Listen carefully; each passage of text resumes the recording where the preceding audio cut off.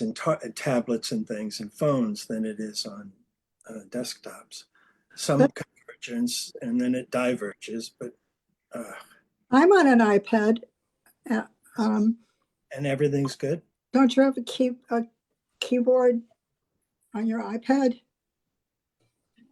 Like the actual, I mean, I can type. But where is your keypad?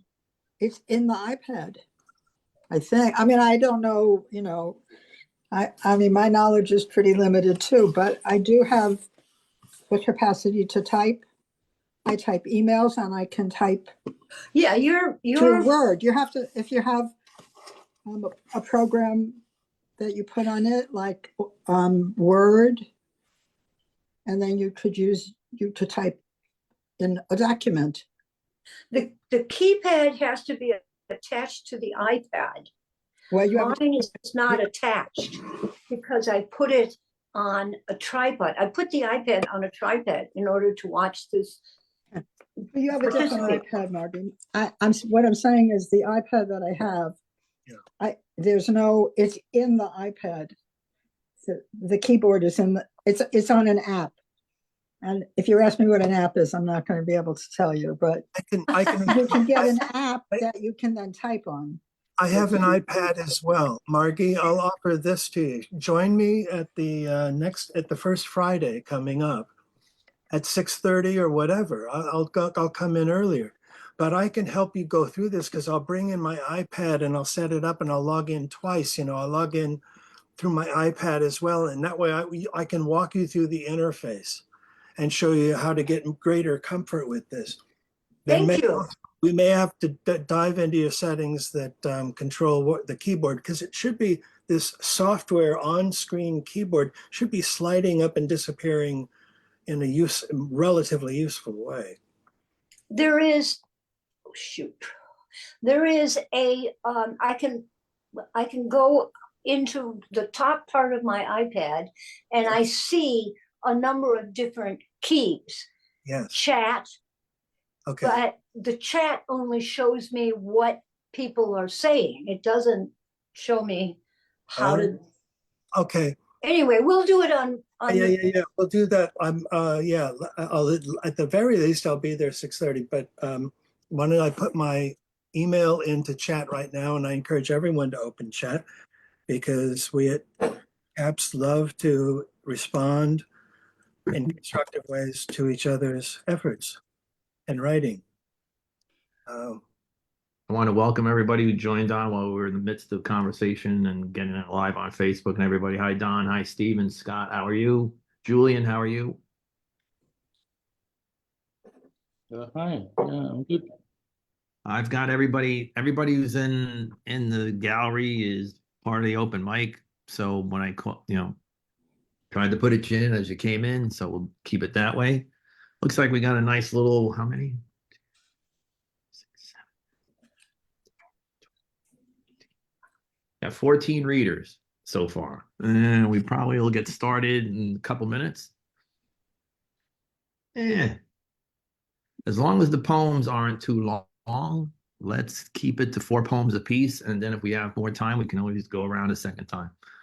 Sound good to everybody? Just like we did last month. 4 poems. Yeah. Michael B., you're a new name. Where are you coming from? Calling from Albany. Yeah, hey everyone. Calling in from Albany. It's Cool. my first time here. Welcome. To listen in today. Cool.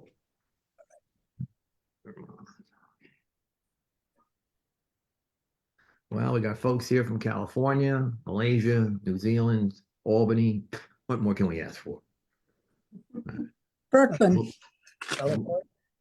Brooklyn? Yeah, I'm in Brooklyn. Yeah, we got a few people from Brooklyn. That's why Bob's with us too. So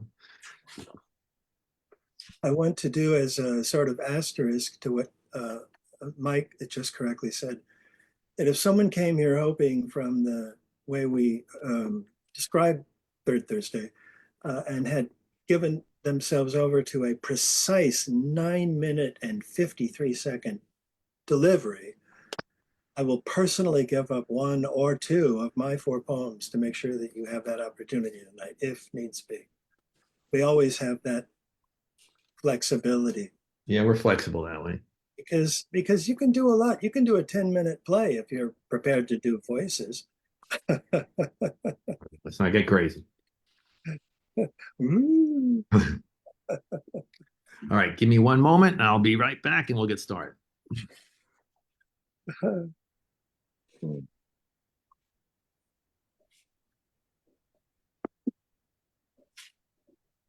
I assume you all have at least heard or seen in the recent emails that we're mounting this year a special publication that is also a tour of perhaps complexity, but and of sorts, but definitely a live tour. The title of the publication is Resistance.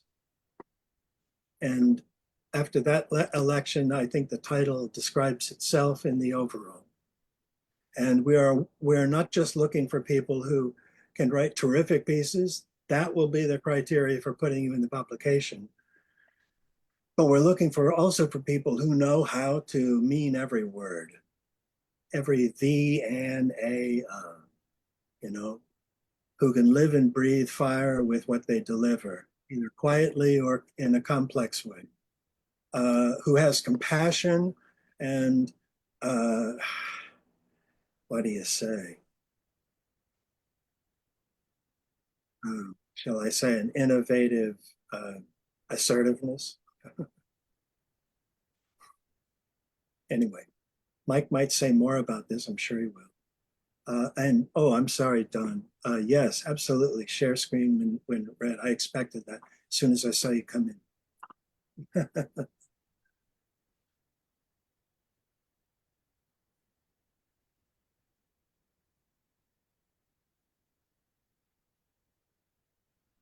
Stephen. Hi, Stephen Roberts. Greg. Yeah. Got to move stuff around. And Linette's here.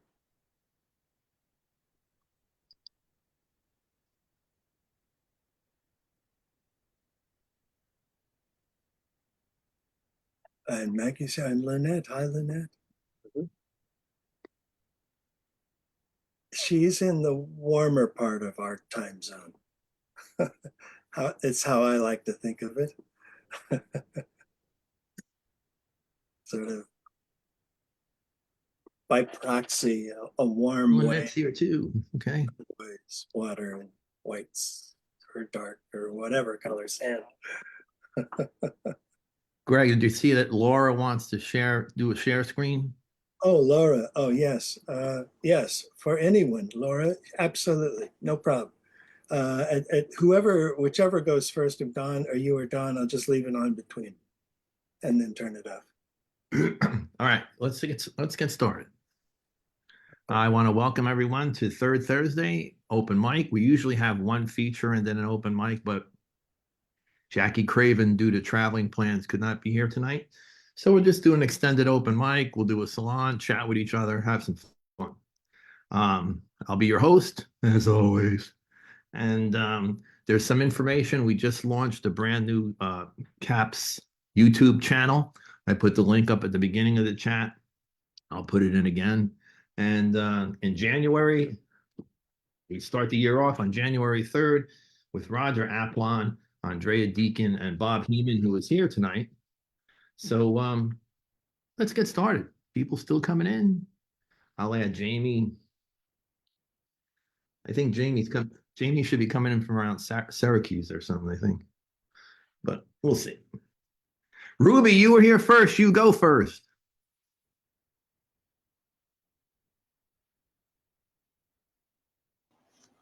Yes, and folks, please mute yourselves while each poet is reading.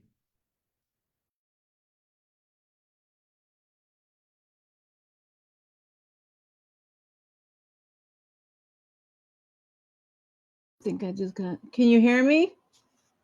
Yes. Oh, I'm sorry. Okay. Burning Sun Chaps My Skin is the title. My sweet toes, one small, one smell under clothes, sour smells of under armpits, like rotten pig toes. The punk-head boy, runny nose, cries because pig is gone to someone's red plate to eat pork chops. Pink pig is gone to piggy heaven in the sky. I told him a lie, so he will not cry anymore. The second one is through the death gate. Through the death door, reach a spiritual realm. Dead ancestors and pets come forth. Green dead leaves cover graves. Rats run around. Fellow soldiers fought for country. Best friends, brothers, sisters die at enemies' feet. Rests for the world heavy on the shoulders. Troubles, burdens for their soldiers. Angels greet them on the other side. Through death pathway, sit at the door in a seat.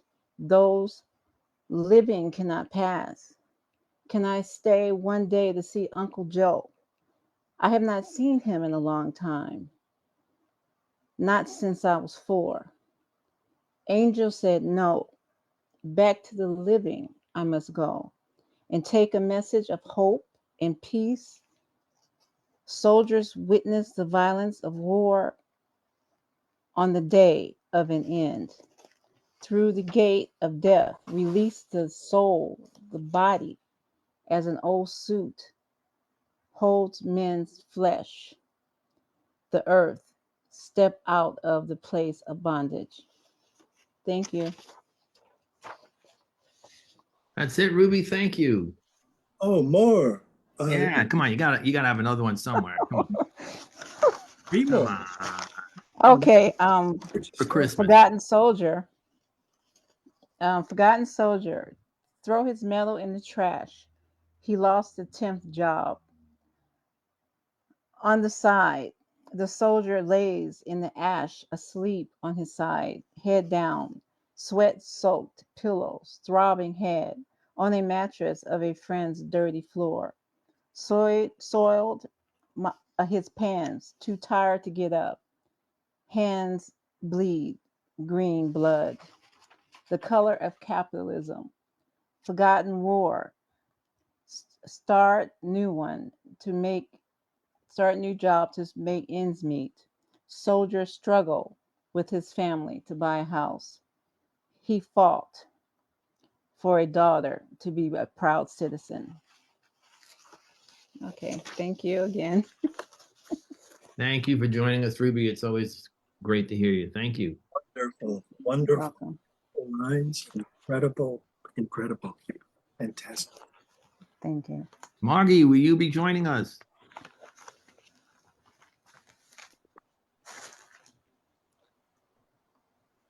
Margie.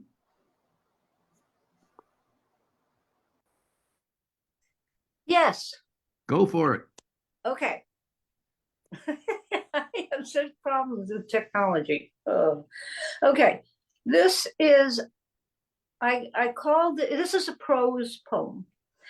And I call it the Blackberry Patch, but I think I might rename it Danny.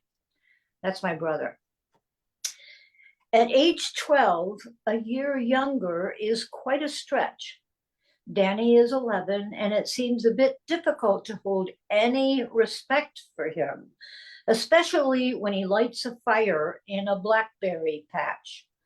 I'm riding bareback on Siegfried through the wooded part of grandmother's summer property when I open the second gate and discover my brother in the blackberry patch, shirt in hand, beating out a brush fire. He screams at me, "Give me your shirt. Mine is on fire." I take off my shirt and let him know, bare-breasted, I'm going back to the house to get a blanket. The race is real. Against a raging fire, I get another shirt and a blanket and race back. We are able to put the fire out. Danny is exhausted and traumatized. The whole of the fields could have gone up. You averted a massive disaster, but you shouldn't have been smoking a cigarette. He doesn't want anyone to know. Danny, they're going to find out. Better to admit what happened and point out that you put the fire out. You helped, Danny says. Yes, I did, and either you tell the uncles or I will. He agreed to tell the uncles. With extreme fear, he told the uncles he had tossed a cigarette butt into the blackberry patch. They were actually proud that he told the truth, and he put out the fire with extremely difficult physical activity. I told the uncles I helped too. They cleaned up the patch, and the next year we had the best and juiciest blackberries. That, I'm going to see if I can find another one. All of my writings are on my phone, and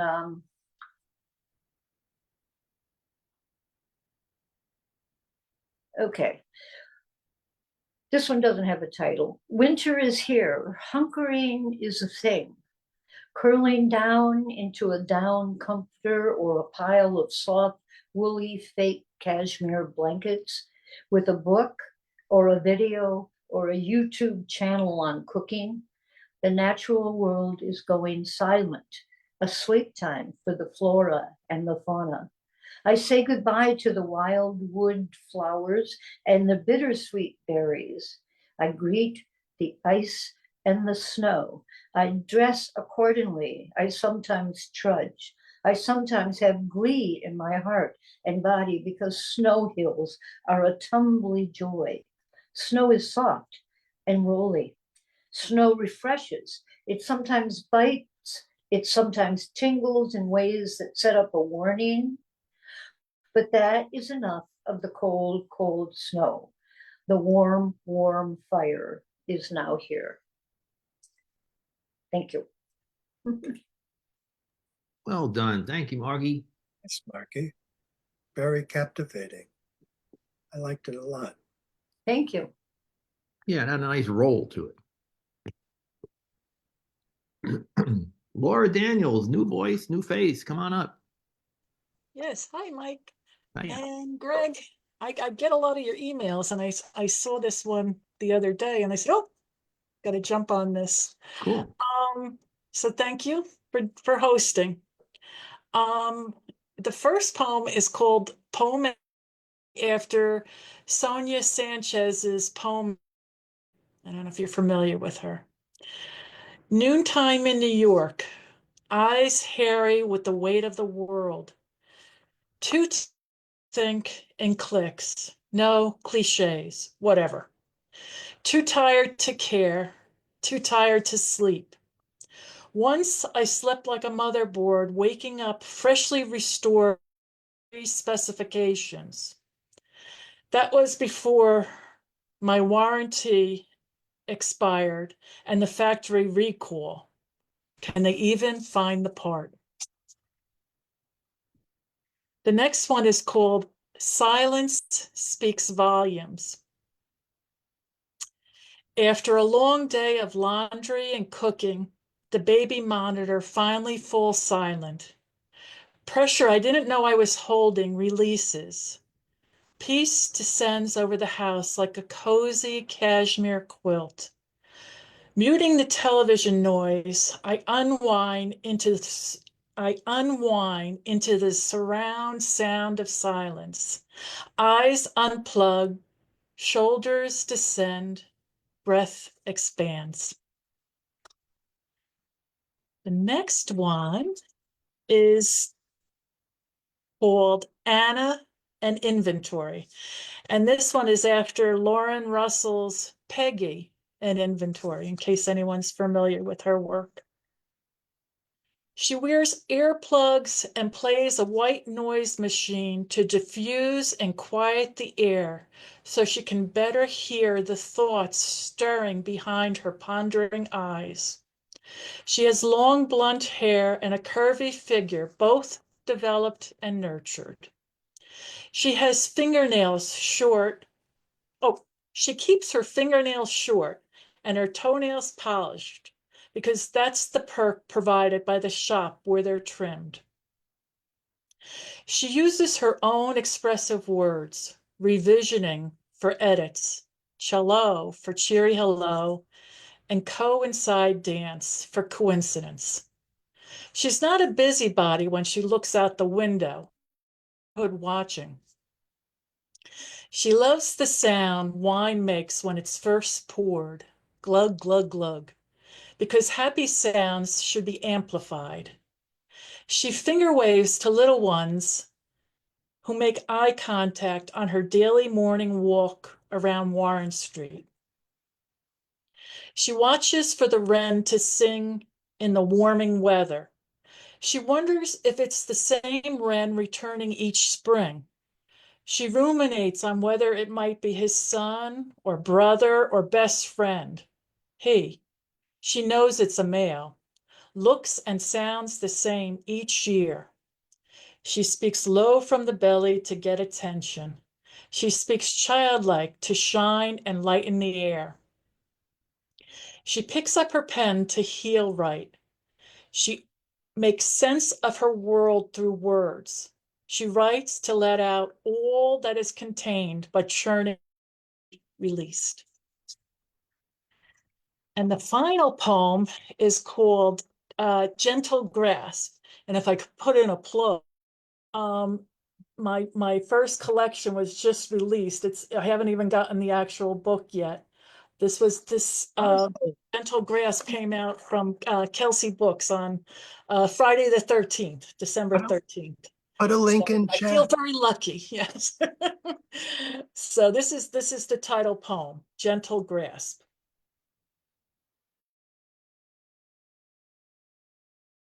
Is captured like a mirrored reflection, hiding in the sun's shadow, effervescent, sighing gently, a perfect teardrop clinging to a bud. Invisible, delicate hold, shimmering clean, crystal clear clarity, gasping, a gentle grasp. Movement makes it tremble, relinquishing, plummeting, fading from sight, skydiving to the ground. Thank you. Wonderful. Wonderful, Laura. I want to say there was a line, I wasn't quick enough to capture it exactly, but it was, she speaks from their lower belly, like that. Could you read that one line again? I loved it. She speaks low from the belly to get attention. From the belly, yes. It I makes have a all big belly. You can't see. I Laura, understand. put the link to your book in the chat. Oh, wonderful. Thank you, Mike. You're welcome. And where are you calling in from? I'm calling in from Mount Arlington, New Jersey, which is northwestern New Jersey, by pretty close to the Pennsylvania border, Cool. Okay. by the lake region. All right. Yeah. Well, we got quite the You scattered. seeing drone activity? No. That- And I live 5 miles from Piccadilly Arsenal. So that's the there's story of New there's Jersey. nothing going. Wait, what Like- about my drone? I paid for a giant GC to all over northern Jersey, central New Jersey. Oh man, I'm gonna have to get my money back. All right, we'll get away from those fantasies. The one, the only, Mr. Don Krieger. Don, it's good to see you, buddy. Thanks, Mike, and thanks, Laura, especially for mentioning Lauren Russell. I love Lauren Russell's work. I want to recommend her book, Descent, to everyone, and the newest book, which the title eludes me, but she's wonderful. Oh, okay, good. I see I can share here. Where is it? Oh, there it is. That's the cover of my new book, and I've superimposed this QR code and also the name of my website there. Um, I came on tonight. I wanted to show you the book, and I'll read a couple of short pieces from it. They're all short, actually, and I'm giving it away. All you got to do is just download it and as a PDF, and it'll click on the link, and it'll show up in your web browser. I think I'll just put that in the chat right now, and I'll do that later as well. Let me just read the announcement that I wrote for it. We in America is a collection of topical essays and poems, many with photo illustrations. It will be released as a paperback in the spring, but was introduced in November as a free ebook preprint through notices on Truth Social and X. As of mid-December, it has been downloaded more than 15,000 times. We in America is like the political and religious pamphlets published during America's Revolution and since. It depicts the inhuman wrongs perpetrated by the United States, from which both our nation and the majority of its citizens continue to benefit generation after generation. The book is an indictment, yet it has been uniquely successful in reaching those for whom the viewpoints expressed in its pages are surely contrary to theirs. We in America is a call to all Americans and to people all around the world. Quote, we must understand and accept responsibility for the harms we have done as a nation to our own and to others. With its cover haiku, but for wars and wealth, we in America were never great. It defies both President Trump's trademark, Make America Great Again, and the righteous boasts with which we deceive ourselves. Here are the two central poems. We in America, we cling to platitudes because they're easy, and we long to believe. My nation is great. God is good. We who count the dead on a scoreboard. That's we in America. In the beginning, we must know ourselves. St. Augustine. We in America wake to the horror. 1,247 dead, 200 abducted, Israel poised to destroy as God did to Sodom. We swear never forget, or free Palestine, or some other such meme of the moment. Babel, the towers at city center in flames, smoke and harbor stench, billowing silver in the sun. And so it goes on and on. We care as we watch on TV, but we live in an orchard, figs and cedar, fresh bread and warm shade, clean work and time stretching to the evening cool. The innocents and righteous of Israel and Gaza may as well have died with Lot's nameless wife, killed by God for caring, because he never did, even for his own. So why should we? We in America may as well have lived as imbeciles in Eden, where knowledge was forbidden, when hate and humanity were new. That's in the beginning. And thanks everybody for being here. Powerful stuff there, Don. Thank you. Wonderful. Yes, everything about it I liked. Thank you, Don. I downloaded this last week. I saw Don read a couple of these things on a couple of these pieces on Sunday, and download it. He's giving it away. It's worth your time. Thanks again, Don. Maggie Hall, are you with us? Maggie. Wouldn't be the same without you. Maggie. Looks like she's there.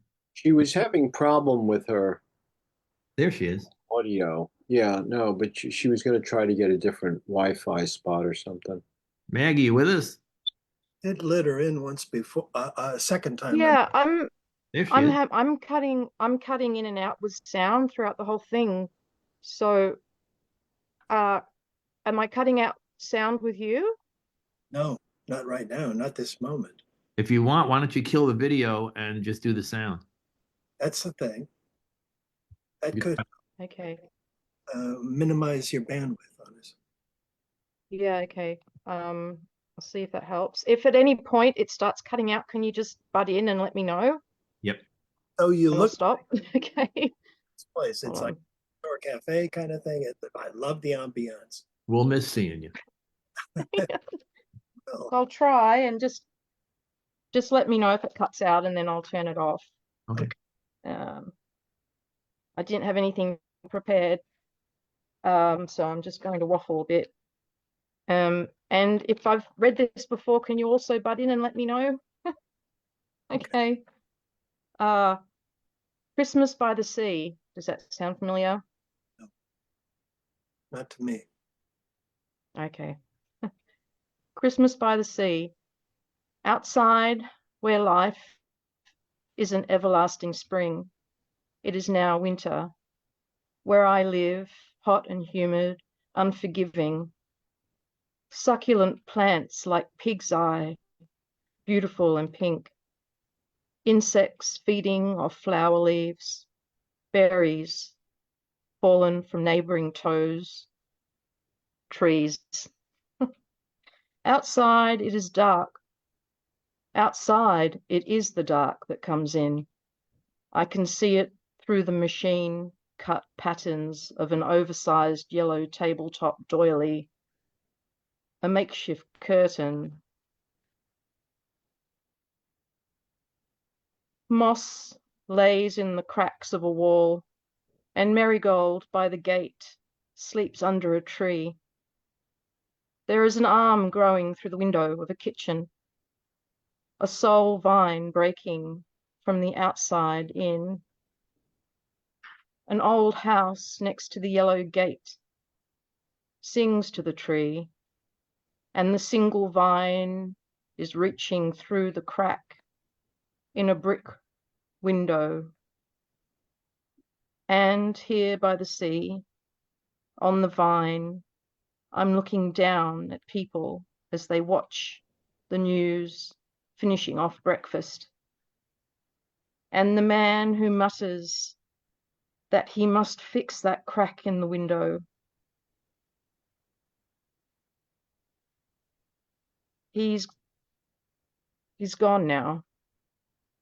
He died the other day, but I still see him singing to the brick and the crack in the window.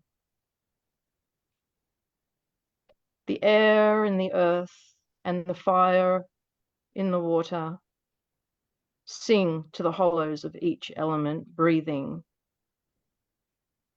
Every water is whisked through the air and moves through my mind like a sharp object. Flying mammals, migrating birds, asphyxiating, smashing, beating, and I am wakened from a sleep. In this dream of pathogens kissing through the wind, I weep a million tears, writing a letter that you wrote to me. Fate, in a fire, to be reborn as a bird. the phoenix. And I want to take this time to cut open the next dream. And as we light the candles for each day coming up to the end of the year, we give a sacrifice. And the sacrifice we give is letting go of the year that is about to end so that we can open the door to the next year. And let us hope and let us pray that the next year will be greater than the one we have left behind.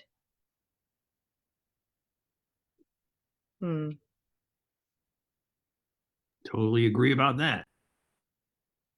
Did you hear that? Was that, or was I all? No, you were great. No, it went all through. Can I just say, Merry Hanukkah, Christmas, and may everybody have a beautiful end of year, and that our next year is delightful in every way, and that we can push through all of the hardships and emotional turmoils that may pass us by, because we're greater than everything and anything that could make us feel lesser than. Yes, hear, hear. That is beautiful. Thank you so much. Love you. That is beautiful. I wish I had a drink and I could toast that. That was like, Yeah, It's me deep. too. Hey. Maggie, you want to do another one or you're okay? You got another one?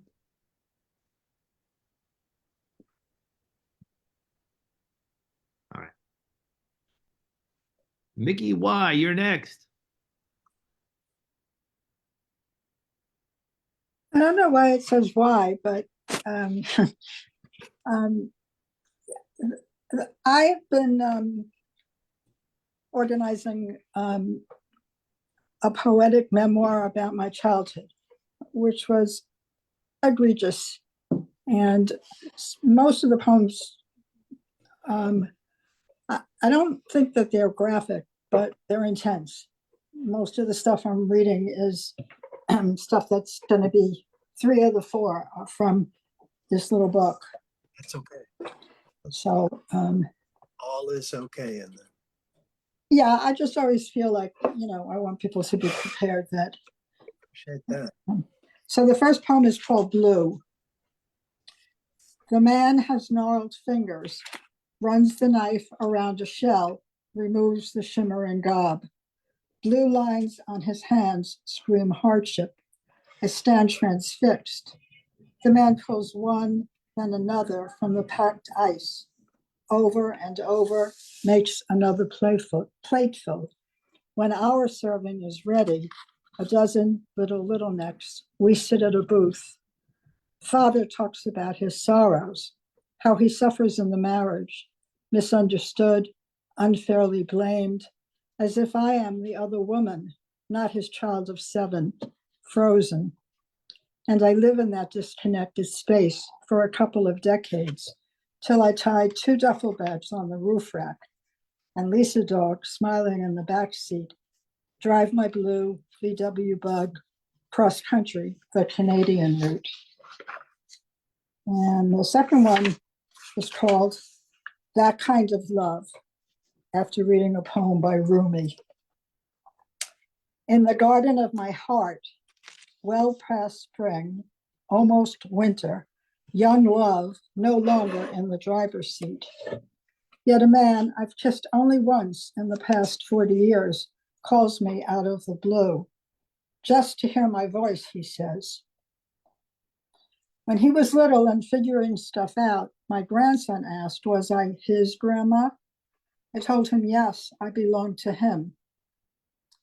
If I contemplate further the subject of love, I think about the whistleblowers, how they come to a place where their soul will not allow them to enter.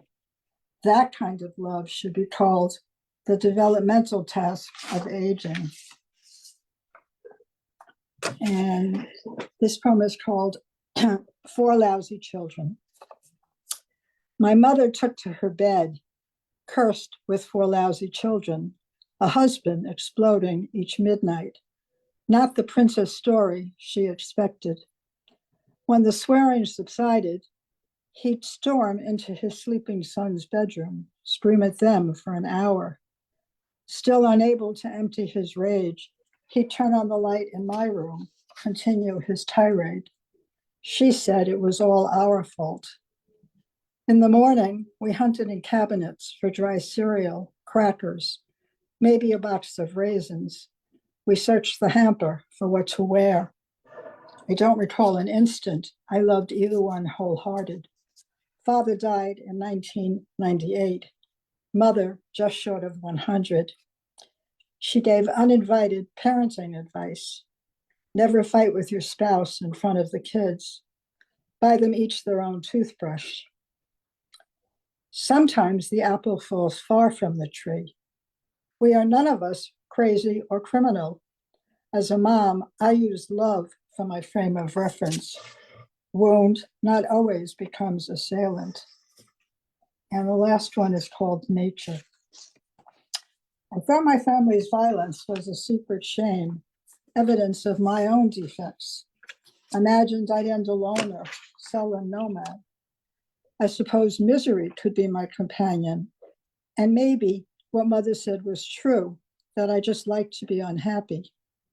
I used to believe how boring, learning the names of every flower, that birds at a feeder could never replace the finest theater. Autumn road west of Woodstock, like living in a painting. Rake after snow melt, find tender green beginnings. Now my taste buds praise homegrown heirloom tomatoes, goddess of summer. I wave to babies on the street. They stare intently, no expression, then turn back for another look after they've passed. When I remember how to laugh, when a poem feels finished, my grandson's face, the hint of mustache. Some things have nothing to do with grief. That's it. Absolutely spectacular, Mickey. Strong stuff, Mickey. Thank you. Come here often as you like. Yes, please. I want to hear more of this memoir, especially. Thank you. Well, you said 4 poems. I brought more, but Oh no, that's fine. We'll let everybody go, and then if we feel like hanging out for another round, we'll see what happens. Okay, great. Thank you. Thanks, everyone. Welcome. Donna Best, you're next.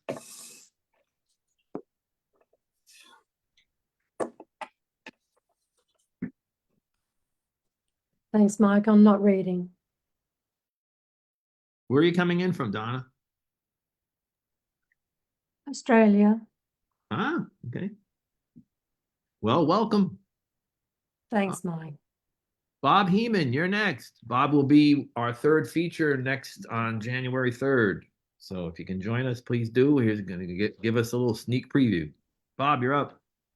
Okay, actually, it isn't a sneak preview because I only read these around the holidays. They straddle the line between prose poems and flash fiction, and were written for a contest that Quick Fiction magazine was running in 2002 for Letters to Santa. So I'll give you 3 different letters to Santa.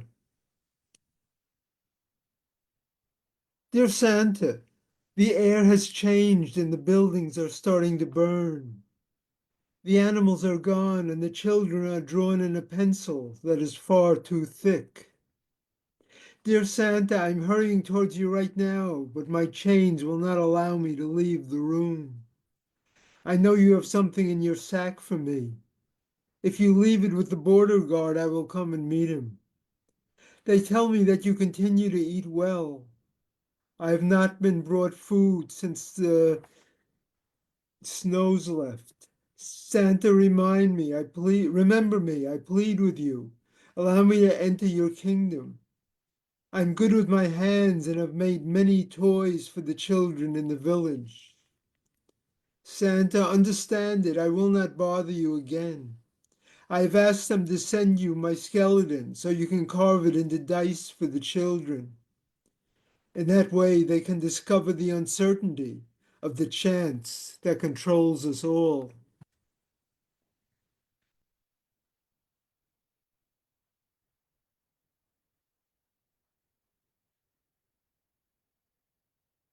Dear Santa, give me one of your reindeer so that I will be hungry no longer.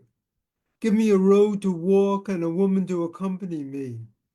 Allow me some light to follow until it is swallowed by the sea. Give me some words to use that belong to no one else, and a home to dream about when the journey becomes too heavy. Give me a song to sing then that I have always known. Allow me enough sleep every night and an animal to leave a trail that will amaze me. Let me write this all down. Allow me to be complete once more.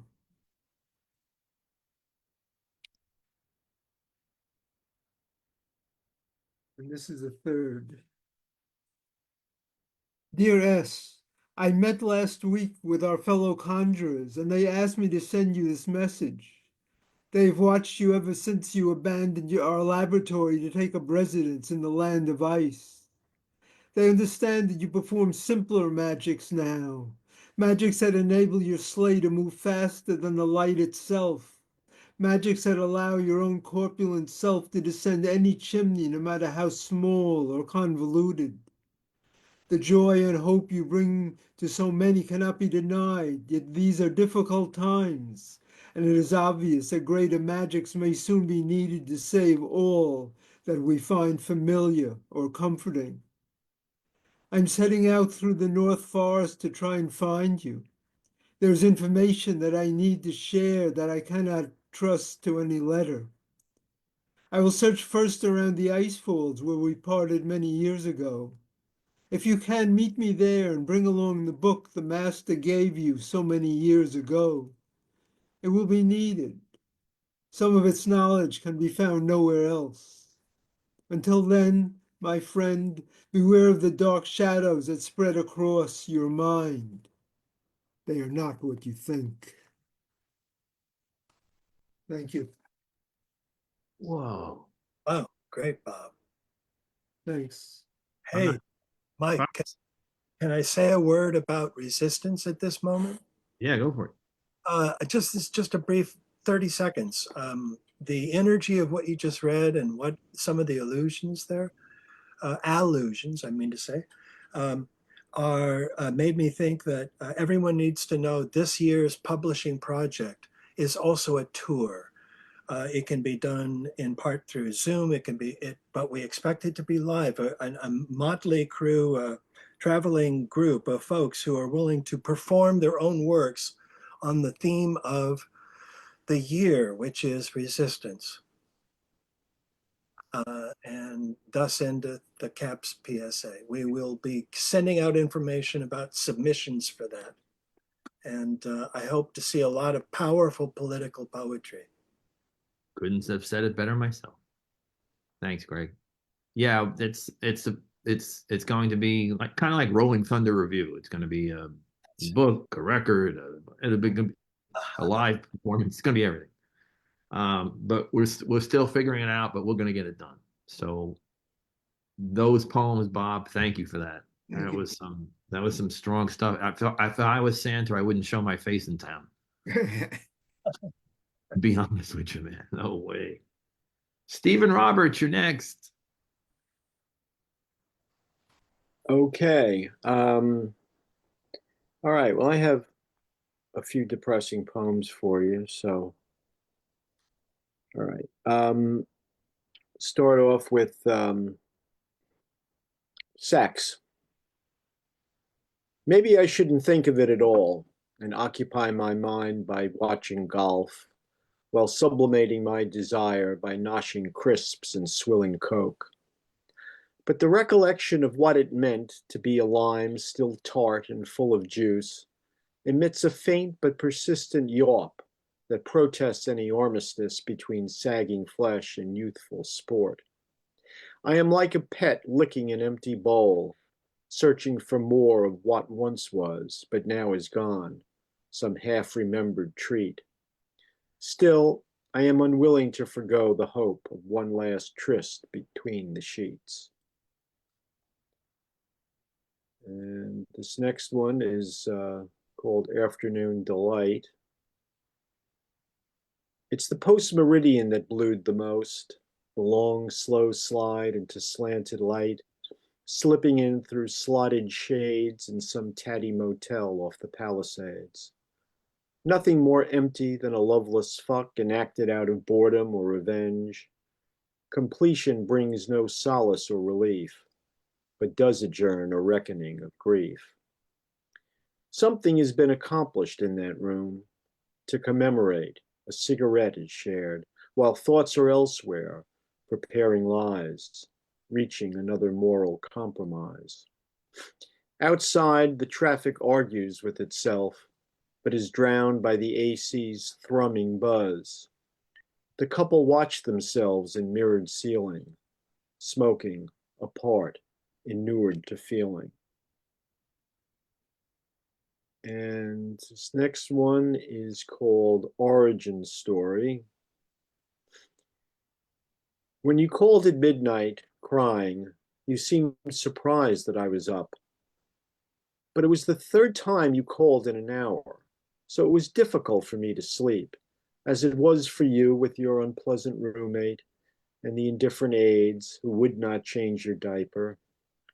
As you wept, I tried to retrace our steps along the trail we had marked, not with breadcrumbs, but with Toll House cookies, plump with chocolate chunks oozing with sweetness, which attracted ants, and every cookie along the path had more ants than the last, until the ants were crawling on my clothes faster than I could brush them off, and I saw, stretching into the distance, a swarming mass of them, pulsing angrily with a single mind, and I imagined their origin, the first cookie, the citadel now of an enormous and ferocious queen, with slashing mandibles and a bodyguard of millions, and I, in terror, abandoned the quest, as I always had, and returned to where we were just then, to me listening to you say that no one loved you, and I didn't disagree, but told you other things you wished to hear,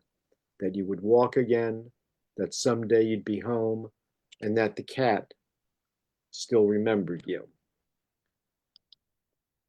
And we have one more. Christmas list. I am cataloging all the people that I hurt and seeing if I can leave some out. There are those which are easy to cross off, that pushy woman in the grocery line who thought my case of water was more than a single item, or the guy who tried to take my train seat when I got up to pay. Yes, I was rude and had a disproportionate response, but no blood was shed, no blows exchanged. It's the other ones, the ones that matter. Those are the hurts that I am trying to forget. It's like eating peanuts at a baseball game. You crack them open and discard the shells and leave the mess for someone else. And you tell yourself that you are doing that someone else a favor by keeping them employed.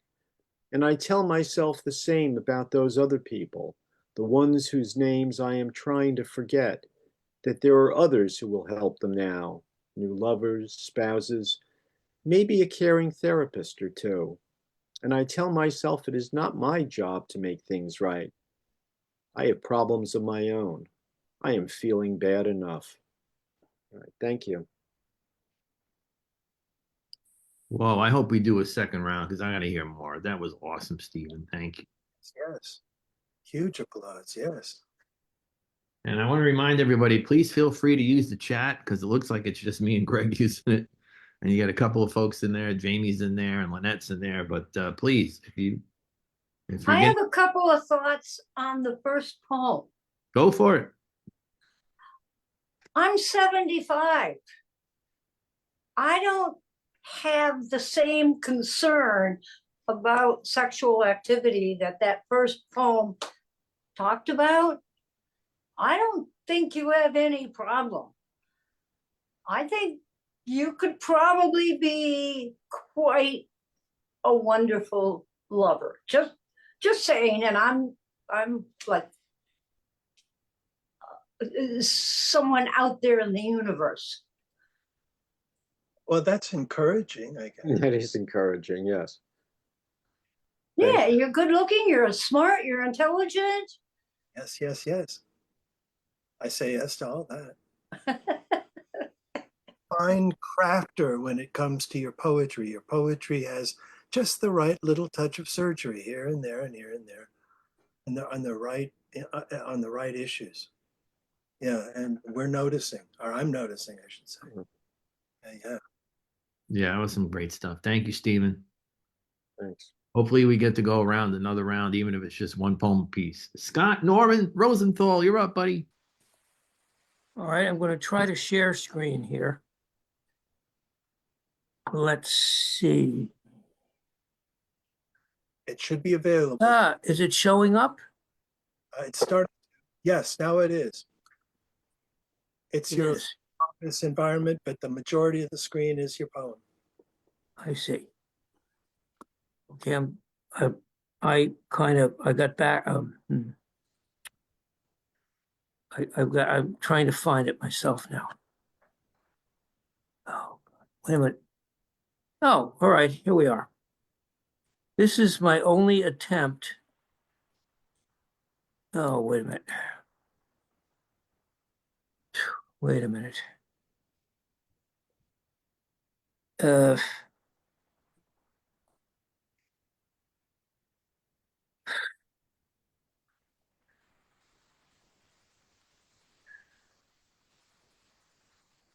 Actually, I'm going to take your time. I'm trying to figure out how to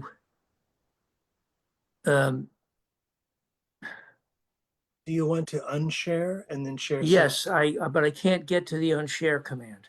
All right, hang on. I can help you out with that. Thank you. I'm going to just revert it. And now. All right, let me grab a printed copy. I still haven't straightened out access to my desktop computer. No problem, Scott. It's turned on again if you want to attempt it again. It's a shame because it looks better. I did it in a particular font and it looks very good, but we'll have to do without it.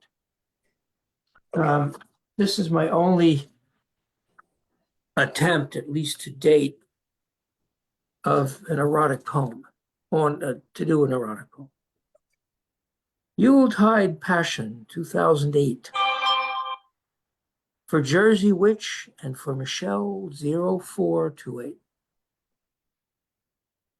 Was your chimney swept to smooth passage for a comer in the night whose bulk and presence might bear you away, who might fill a stocking emptied by longing,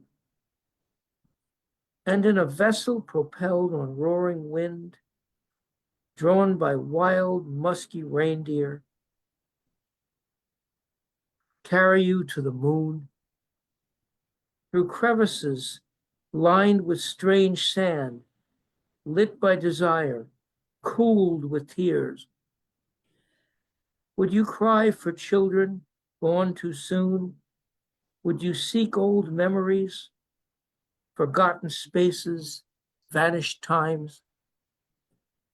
In the light of Christ Mass morning, wonder, where is hope and when salvation?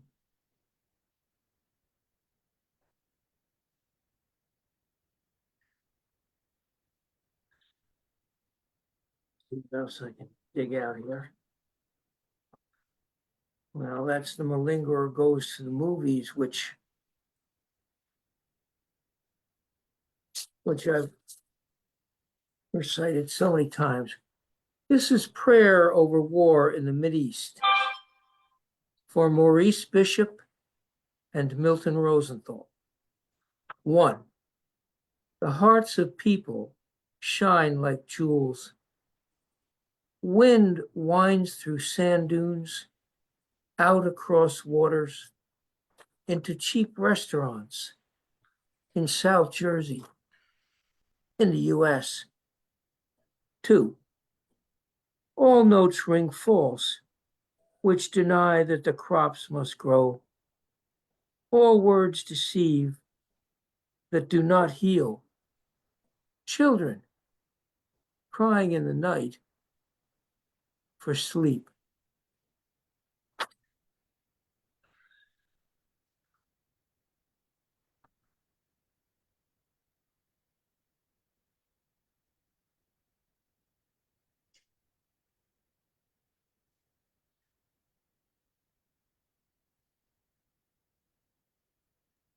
Scott, you got another one?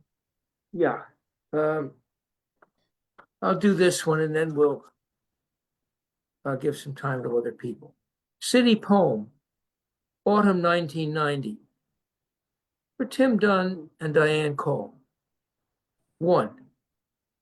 Cities are taken into the sky. Avenues are dreaming in amber light. 2. Let's dance on the roof. Let's dance naked to the waist. Let's dance in bare feet on wool blankets. 3. The stars drop turquoise fire around us. Thank you. Thank you, Scott. Julian, you with us still? Yeah, hi. You're on, buddy. Thank you. Let me share screen.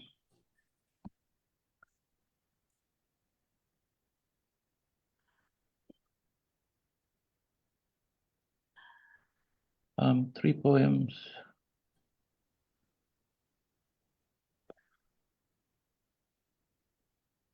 The first one is called Hey Holiday, I Miss Ya.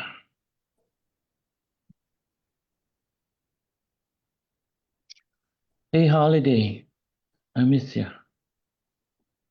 I miss the stooped hitch of your hammock between two palm trees, the conch sounds of the ocean in my ears, the gentle calm of a blue-green sea on my eyes, the swish of wind against my face, my hair, my body lying inside of you.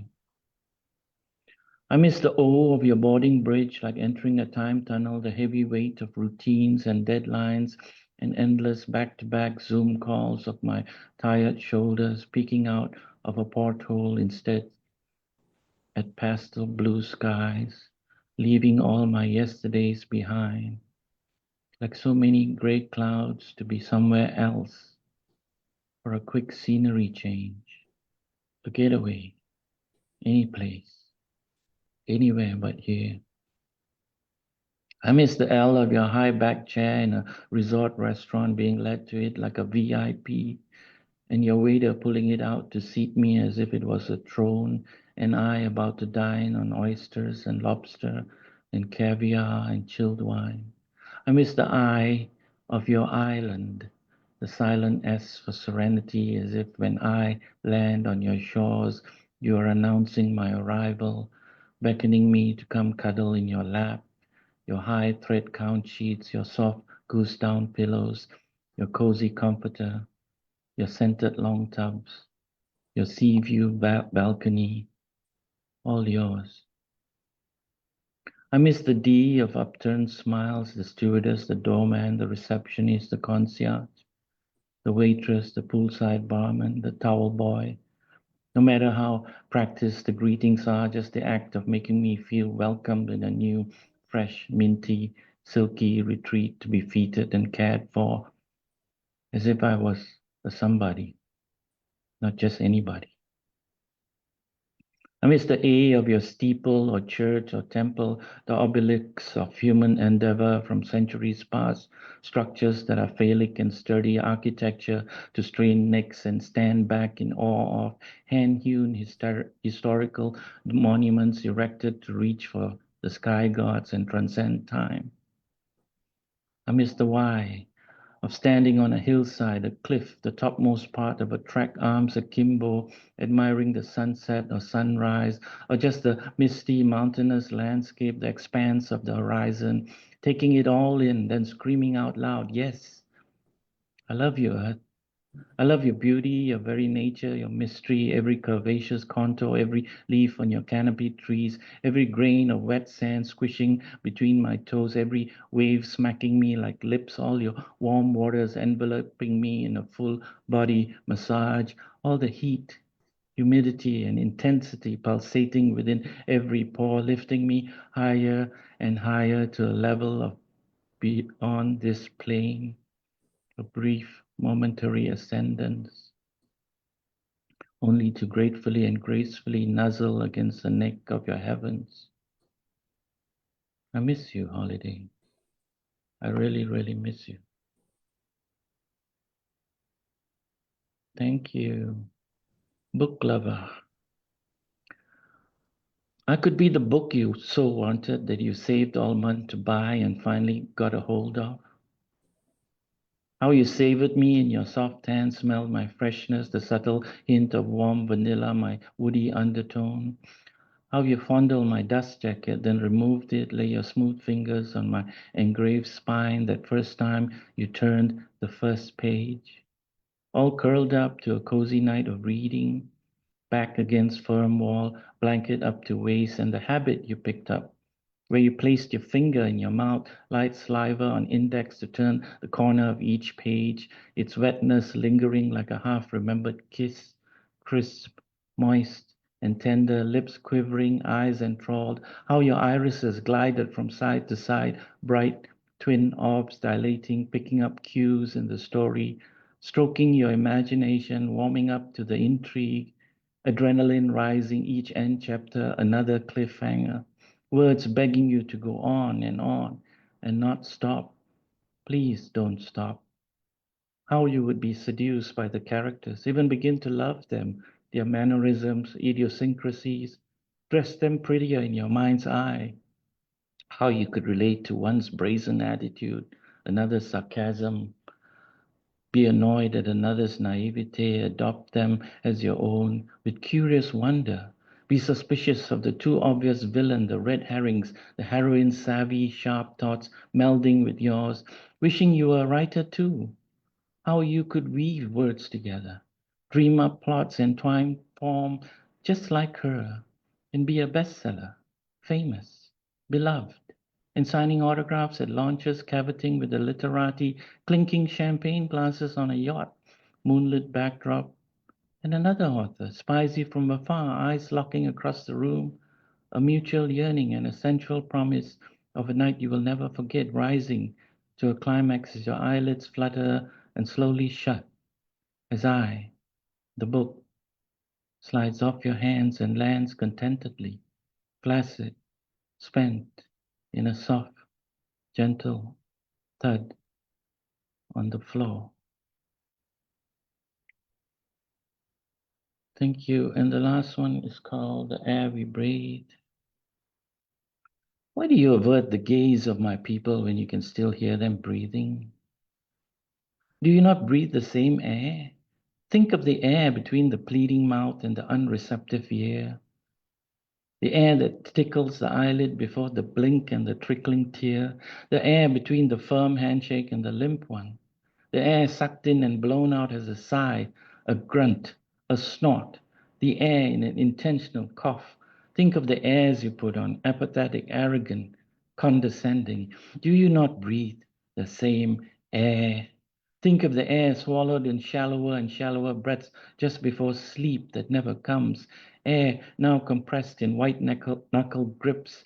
Air cut off in chokeholds of stolen breaths. The air of despair, stagnant, stale, stricken as strife. See the air swirl between foe and friend, the churn of blowback dust on children's faces after the bomb. Air so still in the fallout shelter. Do you not breathe the same air? Air once so sweet on that shining hill, air that smelled of olives and jasmine, air fresh, effervescent, life-giving, air that wriggles out from bloodied clasped hands as incense incantation, his winged messenger of freedom missives, that whispers from the universe's unpursed lips to humanity's tone deaf ear. Seize. Please seize.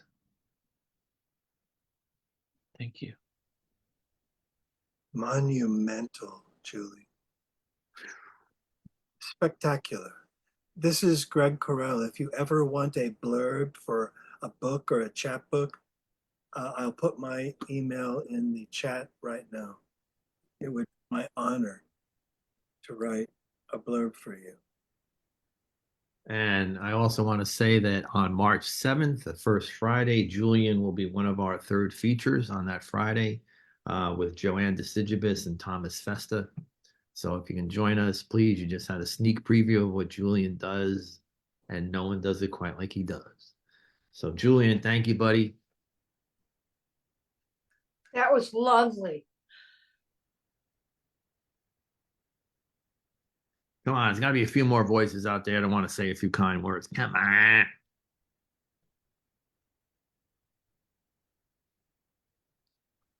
I'm speechless. That was absolutely great. That really was. Thank you, Julian. Michael B., you're up, buddy. All right. Wow, it's hard to follow that. I will say this is my first time ever reading publicly. I'm brand new writer, so forgive me if my prose is a little sloppy or all over the place. So this was a thing. I'm sorry. Am I able to? I time myself. It looks like it's going to take 8 minutes. Is that too long, or should I kind of read a shorter poem? Nope, 8 minutes is a-okay. Okay.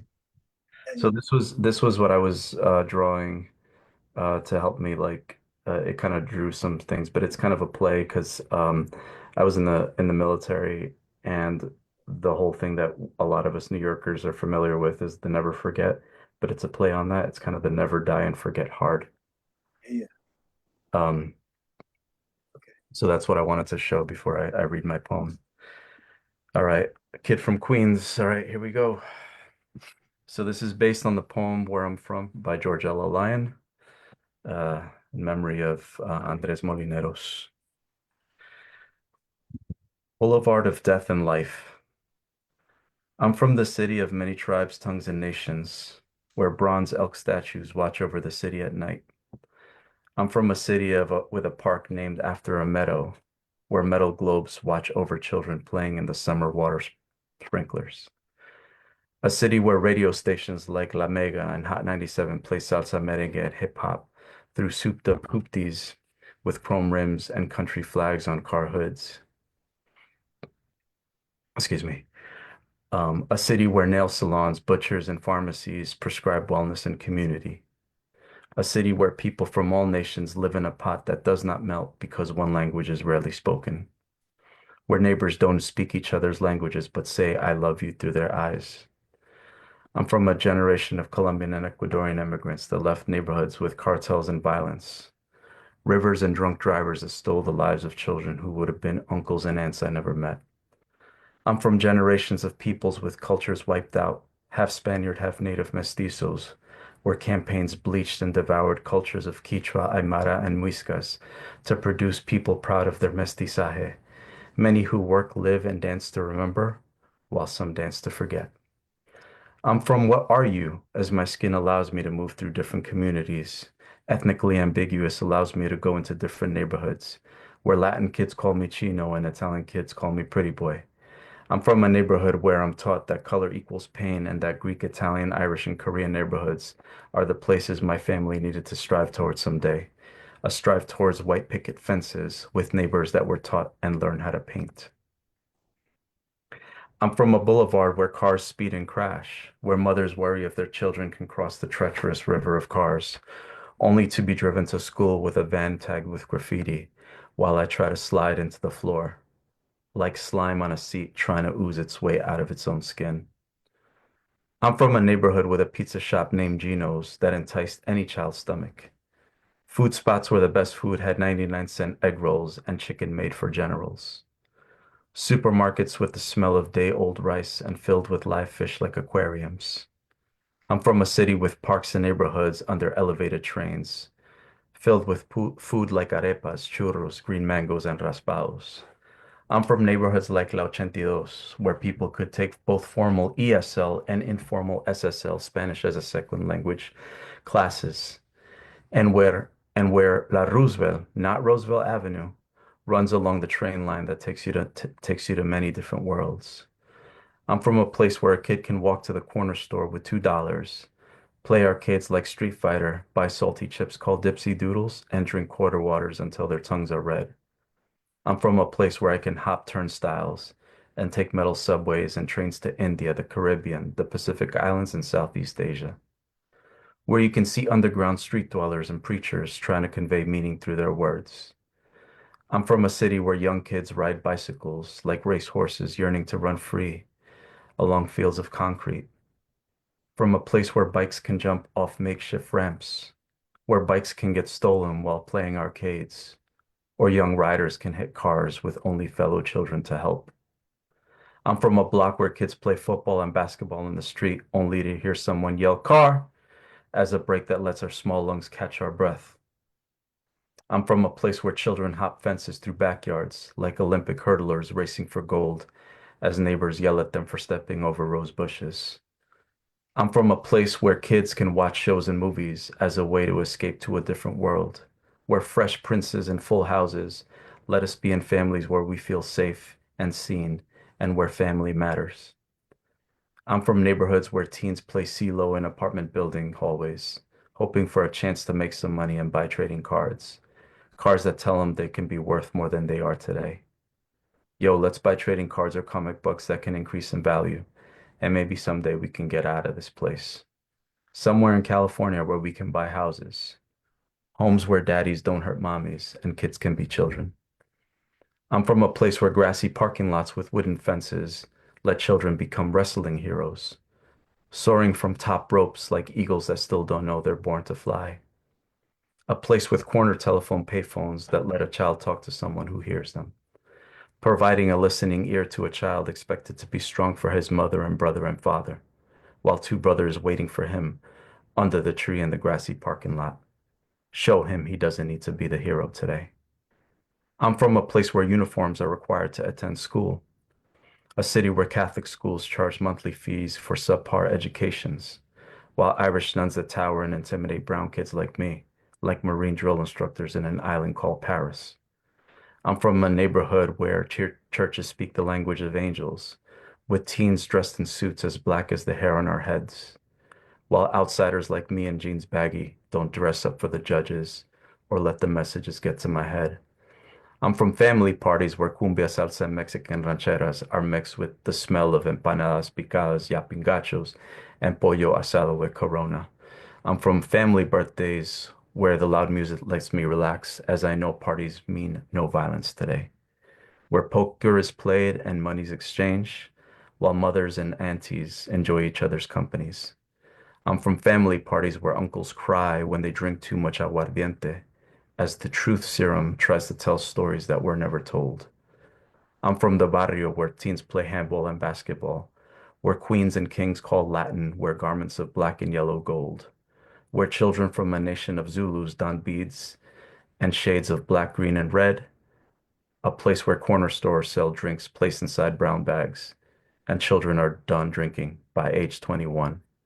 I'm from a neighborhood where rooftops let children see the city skyline in the distance, a view of towers that will someday fall, and neighborhoods that will be forgotten for some time, in search of cities of alabaster, where assimilation are like keys that let me walk through white picket fences and open front doors. Like a kid in search of places like sunny California, where Daniel's son looks for white sand beaches and wise old mentors that don't look like him because the men in his own tribe won't show up for him. Wood picket fence, will I need to be painted so I can finally be seen? Where am I from? I do not know, to know who I am. Who are you? To who do you belong? Taita, mamá, ¿sabes quién eres? Tal vez recordando, te amarás tal como eres. A bonsai tree breaks, grows back towards itself. A red thread reminds me. The language of angels, a gentle whisper. Recuérdate, mijo. Despiértate y levántese. Pacha. Where am I? ¿Dónde estoy? I'm from a place where I almost forgot where I'm from, where I almost missed the message that I don't need to be anyone else or try to fit in. A place where I miss the community that looked like me for many years, where I lived in a foreign land and covered myself in a wineskin just not meant for me. I soon remember the place where I'm from, where I'm called back to the place I find myself, where my community of dreamers from my America call me to repentance and action, where martyrs and prophets from places like mine, with last names like Massey and Martin, whose hands hold water that boils like God's holy anger, and a young man that holds rainbows, colors so sweet they can be tasted, colors too sweet for this color-blind world. These martyrs' last breaths jolt me awake from years of andando perdido. I was wandering lost. I slowly walk back to this place, to the place where I'm carried, to the point where I'm carried, the place where color is beauty and not just bittersweet pain, where God sends prophets named Tupac, Nas, Caesar, Robert, Chow, and Wendell, Dan, Rich, Esperancita, David, Luisa, and Pete, to invite me back to myself, into a village of elders that help carry my story, inviting me back towards a land filled with mourning and dancing, into the arms of an immigrant and refugee named Yeshua ben Yosef that crosses the border to come set me free. Fiery leaves surround me. They burn and they wake me, and I can finally begin to wake up. I can finally see, and I can speak like a man that is born again through the clay of his ancestors, to finally tell stories of places that need to be remembered, the place where I'm from.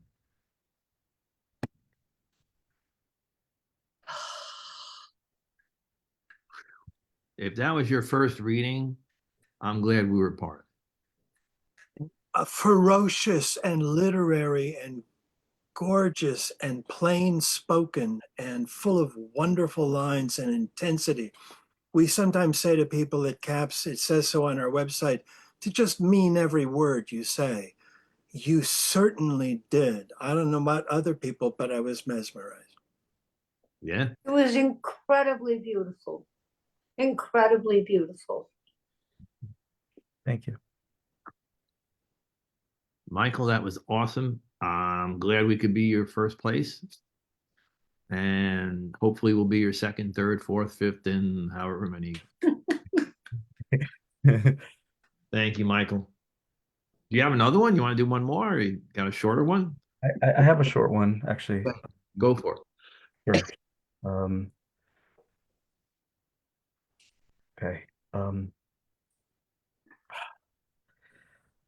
Pushing this cart along this morning road, feeling the asphalt beneath the shoes I picked up last week. I see rows of cans, bottles, chairs, remnants of meals consumed and forgotten, beverages ingested by the thirsty and those looking to be quenched, tired souls looking for a place to rest. These remnants, used, consumed, discarded, left by the roadside to be long forgotten. I am there to take them to their terminal. The bottle reads redemption value. This stagnant optimism rises in my chest. Can I redeem enough of these to buy my way out of this life?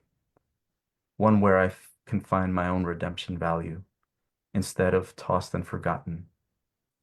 Will I be remembered? Will no one push their own cart along a mourning road beneath the shoes I bought them, ushering me to my next terminal? Sorry, my thing went a little off here. Bottles consumed and forgotten. I would consume and forget. Canned meals for dinner. Canned many times for consuming. Now I walk these morning roads, surviving on others' consumptions, always looking to collect remnants, relics of things forgotten. I am their redeemer.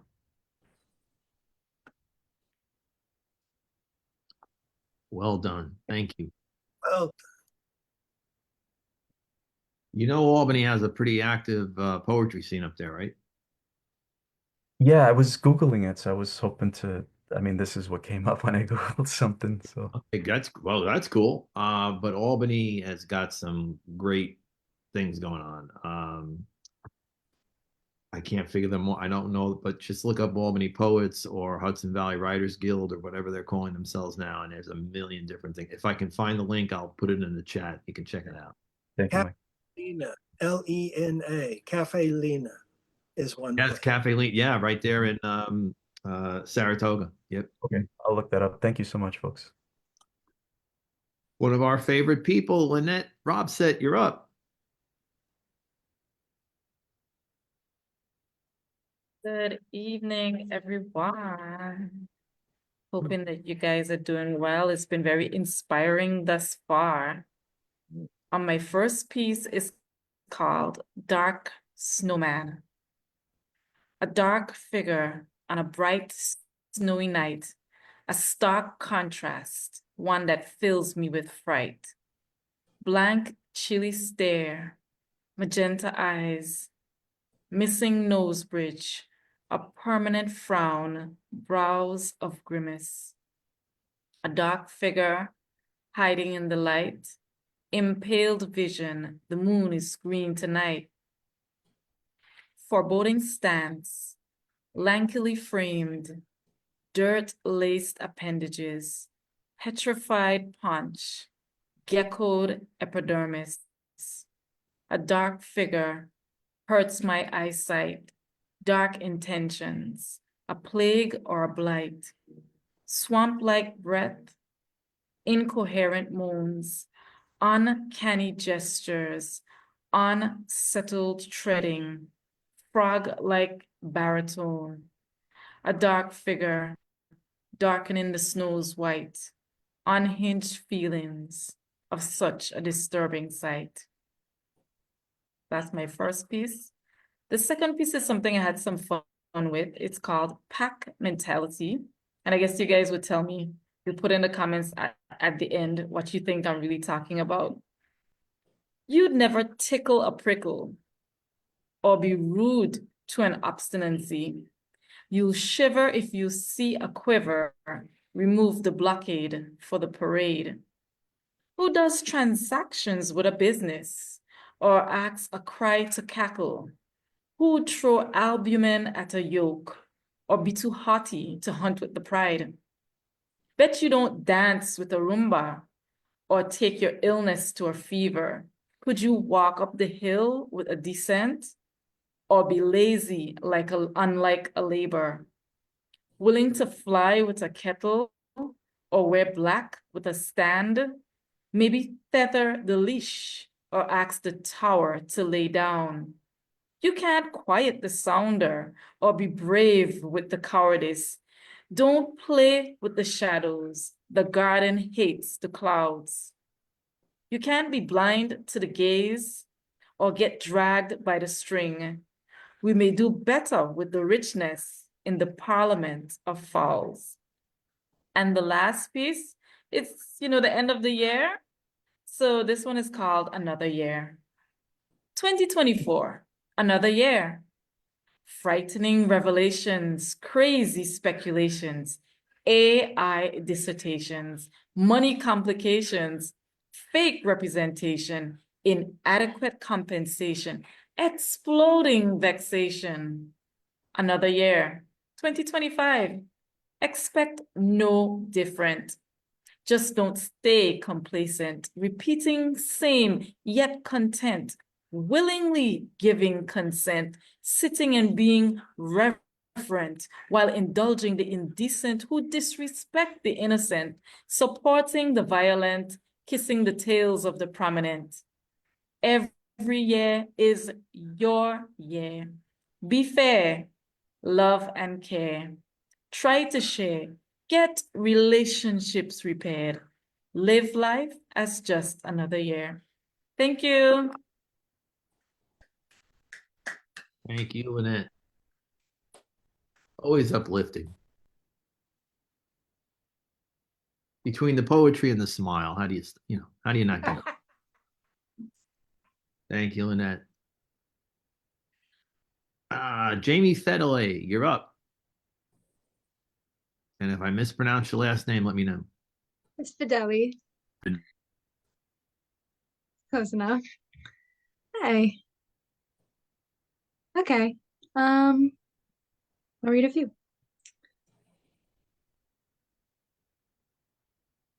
Okay. This one's called The Uncanny Valley of Spiritual Growth.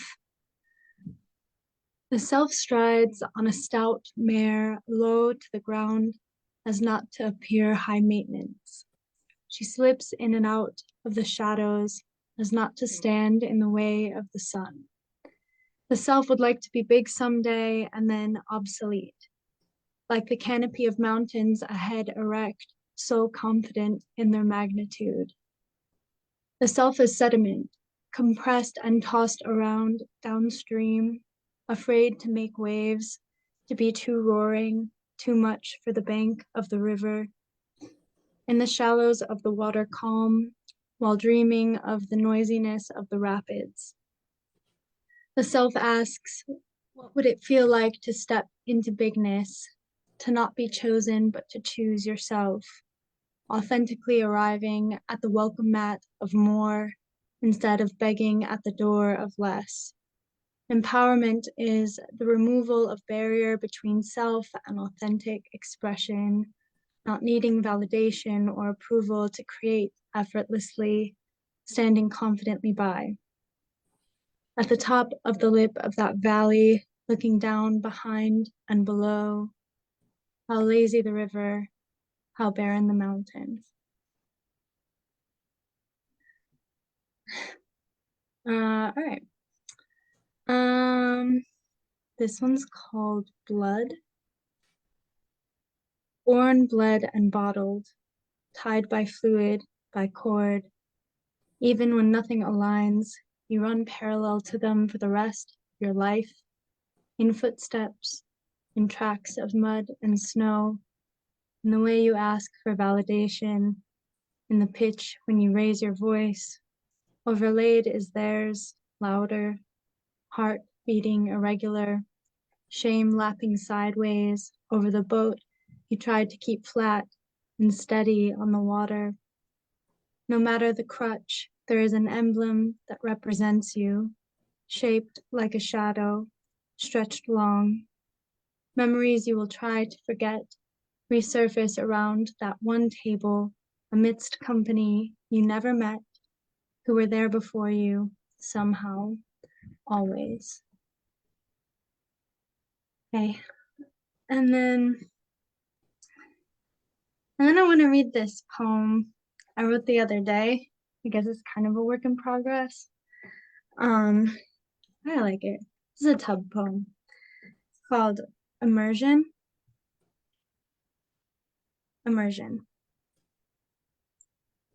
And then I go chasing the loose oracle in the bathtub.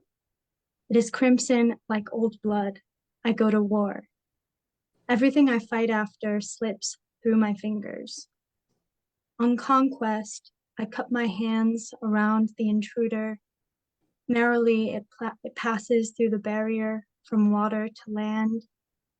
I lay it out on the enamel edge, examine it with the eye of a scientist, the heart of a soldier. But it is just soggy lint, barely a fragment, hardly an enemy. Thanks. Thank you, Jamie. Wonderful work. And the loose oracle in the bathtub is a fantastic line. Thanks. It goes so many ways. I love it. Thanks for joining us tonight, Jamie. You're always welcome.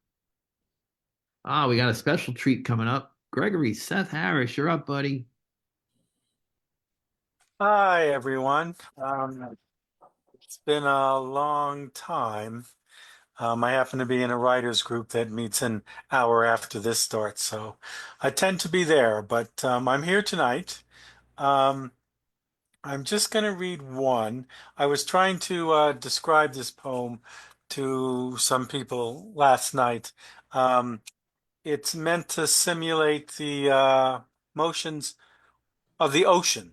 If you think of each word as a drop of water, I think you'll get what I'm talking about. This is titled Undertow. I am the Pacific, its roar, its rumble, sometimes hushed, sometimes anxious for the beach to tumble, to claw sand, tan feet suppliant, breakers humble, to bubble like an idiot, for sense into passion crumble. I am the Pacific. I am Beethoven's Ninth Symphony, joy strained through sorrow. A storm stirred to rain, replenish rivers, flow into tomorrow. My kettle drums in crashing waves, man's breath to borrow, to sway his soul, universal, undulating, unity in tow. I am the Ninth Symphony. I am the all, the one alone, a constellation pressed into a star, a shining tear in recitation within the Grecian ocean chorus, a choral invitation for melody to rise and flow in swilling restoration of the one in all. Yet I am clash of salt, I burn with whirling vanity, both a reflective lake and trickle of sanctioned insanity.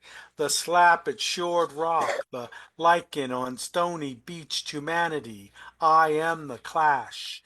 In me the crash of foam, a bidden canine charging the pack, jowls white with twirling wine. I jump, I crash, wet back supine. I am the crash. The crash of Pacific Ocean, the clash of Pacific Ocean, the hush of stars, of symphonies, sorrow strained, the slap, the foam, the bidden canine, kettle drums in passion waves, whirling, a bubbling idiot clawing sand, a storm of rain in Grecian chorus, twirling in suppliant breakers to joy's slashing Pacific waves. I am the Pacific, I roar, I rumble, I bubble like an idiot, to your supple breakers humble. Sometimes hushed, sometimes anxious for your weave, I rush, I stumble, foaming, rolling, waving, craving your sense, into passion crumble, into my Pacific. You, me, a tenth symphony, winds, violins will borrow, our kettle drums like cresting waves sustain beyond taut strands of sorrow. Two throbbing breaths, two panting breasts rushing towards tomorrows, gliding on the swelling strings, weaving melodies from bows that know the symphony.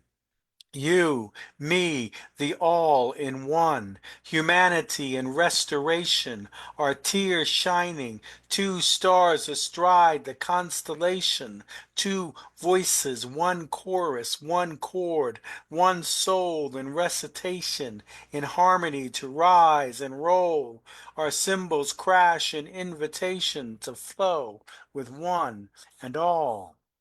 But oh, the whirling crash, the salt of vanity, the reflective trickle, doubts, fears, insipid sanity, the slap, the sting of pebbled, beached humanity. Oh, the crash, and oh, the twirling slash, the whimpering whine, the mad white pack of drooling canine, charging to beach destruction, incense supine. Oh, the slash of Pacific, the crash of Pacific, two stars astride the drooling, doubting Pacific, the hush of waves, whimpering crest, 'gainst passions weaving, 'gainst throbs and swills and kettle drum breaths, the taut strands of joyous sorrow as fear into melody heaving, foams atop crashing symphonic waves, into The Pacific Ocean, its soar, its tumble, your supple breakers round my knees, in sand supine we stumble, to babble like idiots, before humanity humble, rocking, heaving, foaming, rolling from crest to restful crumble, into the Pacific's symphonic ocean.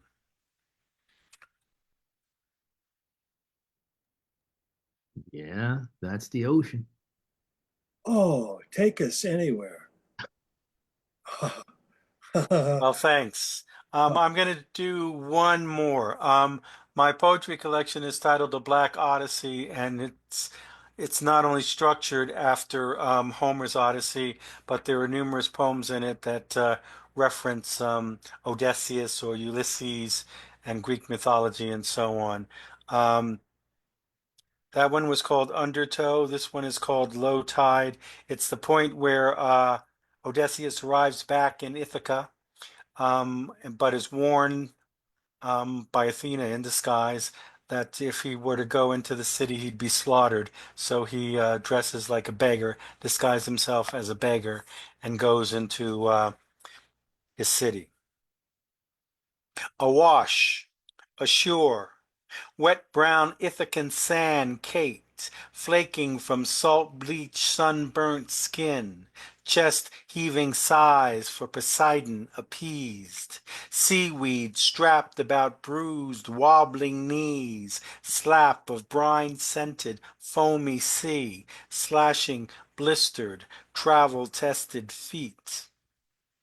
Blood-purple Phoebus melts the morning mist, owl-eyed, composed, serene, uncloaking, simmering sky, sermon sea.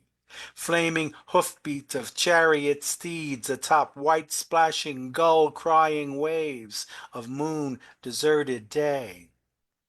Ulysses stirs, stumbles, sits, clutching seaweeded knees as the briny siren echoing breeze makes slaves of his god-tousled salt-studded braids, nostrils quivering, memory aflame. The woodlands whisper Artemis, supple limbs, fragrant airs, leave rustling peace meadowed in laureled hair. A saline tear our algae hero weeps, shipwrecked by uncertainty, badgered by one-eyed men, his raft on rocks reduced to splinters in his feet. You aren't home yet, brave, cunning Ulysses. Your weathered body won't know calm sleep till bow is bent, till arrow proves true. For how, besides, is your Hera-eyed Penelope to know you? Go, talk with the hoary-headed herder of swine and the wisdom-woven stranger trotting down yonder parched dust trail.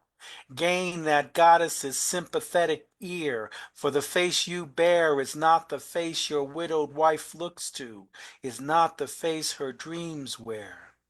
Ulysses, adrift though ashore, a beggar, bristling beard, dank dark rags to shroud his home-come shoulders, his shipwrecked life-mate wedded to his wave, yet doubting the harbor of his mirror gaze. Cautious with her kindness, eyes straight forward, while her heart evades, as rude suitors parade her feasting hall, savor her wine, await her strict measure. They congregate, they salivate, urinate as they postulate the fate of his treasure. Crouched in a corner, aged Ulysses must wait as broad-chested Apollo steadies his steeds towards dusk's darker reefs, and Aphrodite closes her knee to brash young lieutenants with their scented locks and their lotus-coated pleas. That's it. Thank you. Whoa. All right. It's a pleasure to listen to you. I have to say, it's been a pleasure listening to you guys. I've heard some really incredible smithery. tonight. I'm really glad that I'm back. Thanks. Thank you. Thank you, man. As we said back and forth in your email, I'm going to try and get you on the schedule this year. I know it's already full, but I'm going to see what we can do. So thank you, man. Good to hear you always. The next reader is me. I'm going to read two poems that are easily 3 to 4 years old, but they've been given a new spin over the last couple weeks. And this first one is called "The Charming Ineptness You've Taken to Heart." The charming ineptness you've taken to heart dates back to the autumn of 1882, when, in the crimson goodness of Trinity Church, the first of my forebears was panning for poetry and gold amid the gilded squatter. Tipsheet Jones moved about the lower borough like the crackling new current that lit up Pearl Street, as if vandal stars had fallen from God's busy hands. Through the roil and rumble of a city divining itself, he ran his book and wrote his verse neath the hanging tree in Washington Square. He considered the warm, waning afternoon light the golden cast of God's smile. In his bowler and shabby frock, he took his poems to the hometown papers, rashly establishing a down-the-decades pattern of editorial rejection, leading to me, yours truly, who, as we speak, is pitching this one to the latest guest editor with a $10 reading fee. When the pennies proved few from Waverly readings, he took whatever poor boy gigs he could gather: gravedigger, sewer trencher, muck diver, and wooed almond-eyed Angelina Francesco into marriage, 3 kids, and a lot of talk about better days, about workers not living, loving, and loitering like thieves, about children without factory fever, streets without blood and grieving, about a day when the sun would shine and everyone and the city would know their true honor. And this next one is called "The Poem That Just Died." That poem that just died, lacking the inert, crucial humor necessary to badger the eyeballs and brain to sally forth onto the next inchoate stanza, that misleads you into thinking that at this point in this non-villanelle, the adult would finally enter the room and state the what-all of this wary screed. But no such luck, which is why the poem died its unceremonious death when Blue Bic 7689 simply wouldn't spell it out anymore. No smudge, no blotch, just nothing. An invisibleness quite visible to the naked eye. Just nothing. No scratch out or doodle, like something else I had in mind, but it got away like they often do. Thank you. And our next reader for the Yeah. evening. Go ahead, Craig. Applauding. True honor, indeed. Thank you. The next reader, of course, is Mr. Greg Correll.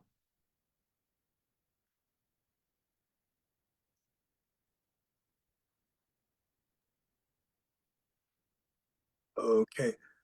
I have 4 poems. It comes to about 5 minutes.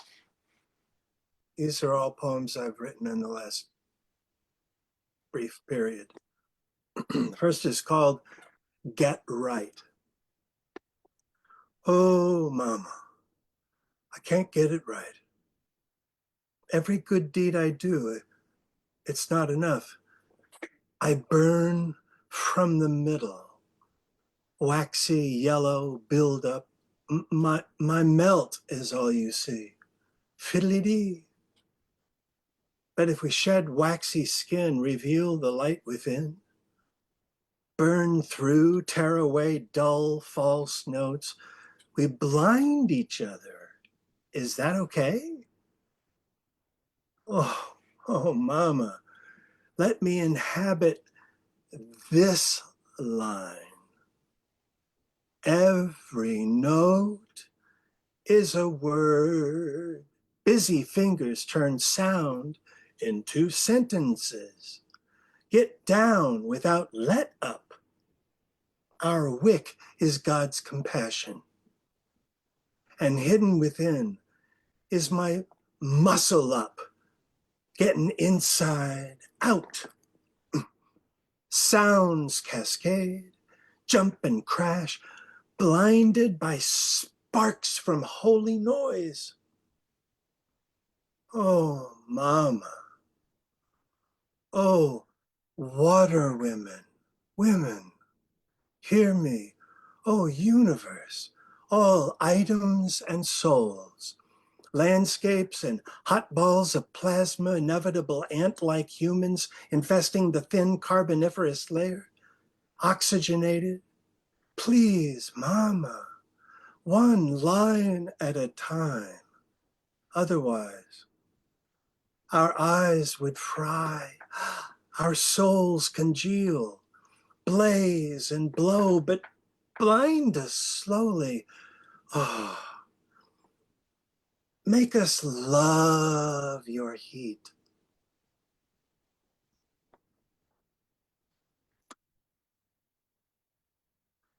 Wind rattles glass.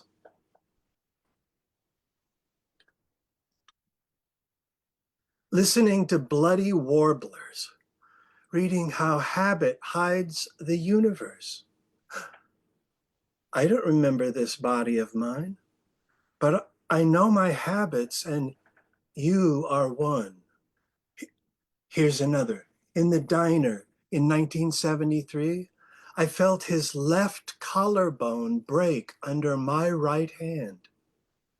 I saw him go pale in the red vinyl light. Whenever I hurt someone, I want to do it again. Suddenly those damn warblers, and now a catbird like impatient Satan, like August heat itself. Whenever I hurt someone's bone, I pat them. They're there. You aren't in danger anymore. It's my habit, even though it was just that once. Before I hit him, though, I saw him sideways. His leer, his juniper oil lips, his baby fat cheek. And maybe in that moment, the universe insisted on being read and understood. All 7 volumes at a gallop, fueled with reefer and mini bennies and my underage drink. And maybe the universe declared, you must hurt, he must be hurt. I don't know. I have habits now. I keep them up, and the universe can long for me now instead.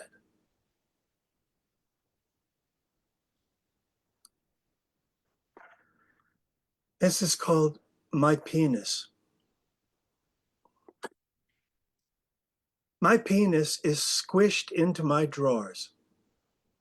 I couldn't tell you, non-tumescent as I normally am, where exactly each bit is. Balls approximately behind. Cock diffused, indistinct locations per each bit. Glands in a general front position plus an angle. The rest of it is probably bent or otherwise, I'm not sure. No immediate sensation of it, thank goodness. Isn't it the same for your labia, ladies? Smushed, some of it slightly left or right, whatever, against panty and undies, yours and mine. How odd we never ever discuss the default state, the insensate realm of stored away for future use. And I remember adolescence when it was put away sticky. How queer a species are we, hiding and rendering senseless day to day our most intimate master. The small cephalopods of desire lurking, cradled and vulnerable between our thighs. The young we carry in a way, pink and brown, so exquisitely vulnerable and ugly. And my last poem is called Noon Ihuni. Don't touch me in all my hoony-noony entitlement, like nothing like this ever happens in real life. No, you can't touch me. I'm calling my owl, my what? What are you doing, goofball, pipsqueak? You broke my buzz, trend, thought high. Wait, no, wait, serious, but ow, okay, get off me, please. No, oh God, oh no, my God, no. No words say the ripping, tearing pain. Any letters in any sequence mean nothing at every chink and keyhole. A scrape away meaning is if pain were a sharp pen and our skin the fabled patchment of Bronze Age bigots. Who saith what I must tattoo on ligaments, lungs, organ meats? Who owns the marketing of my soul? Let me leave it alone, then no one keeps track except poets and mad women, tainted bodhisattvas and traitorous replicants. But don't give up, O best beloved. Rail against the pain imposed upon the weak by the moneyed. Resist with mind morality and will. Resist without reward, nobility, or birth. Resist the madness of constriction, repetition, suppression, repetition. There is a through line right through our guts, our breath itself. When I was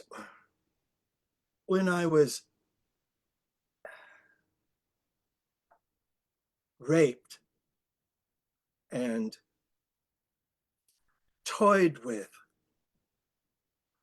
there was no one. I tried to tell, but boys fight back. See?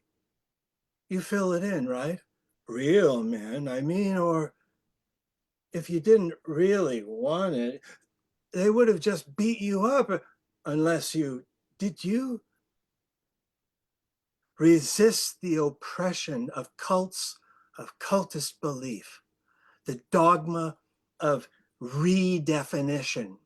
Love, family, friendship. Yes, there's a blue sky appearing again. A gain for the marrow where soul lives, in the joints, tendons, sinews, adhering long muscle, the fasciae of our peculiar individual existence, our hoony-noony entitlement, to this shredded moment of respect, a slow to arrive love in the membranes.